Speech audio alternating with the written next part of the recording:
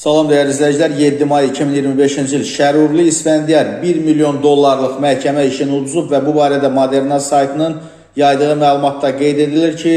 iddiaçı cavabdehə investisiya olaraq hissə cəmi 1 milyon Amerika dolları məbləğində pul verib, qoyduğu həmin investisiyanın müqabilində cavabdeh ona qeyri-yaşayış sahəsi verməli olsa da, yəni Şərurlu İsfəndiyarın şirkəti buna əməl etməyib. Axırıncı dəfə 2023-cü il 4 noyabr tarixində cavabdehə onun satış üzrə meneceri vasitəsilə 1 milyon Amerika dollarının 246 min Amerika dolları hissəsini verib, həmin pulları o Binəqədi rayonu Süleyman Sani Axundov küçəsinin Azadlıq prospekti ilə kəsişməsindəki 2 və 4 saylı binasının qarşısında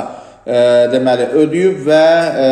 həmin kooperativ pulu ondan aldıqdan sonra ticarət mərkəzinə verməyib və ödədiyi pulun bir hissəsini hissə qaytarıb. Sonuncu dəfə 2022-ci ilin aprel ayında iddiaçıya 25 min Amerika dolları qaytarılıb, iddiaçının cavabdehə ödəmiş olduğu 467 min dollar məbləğində pul isə geri qaytarılmayıb və Ali Məhkəmənin qərarı ilə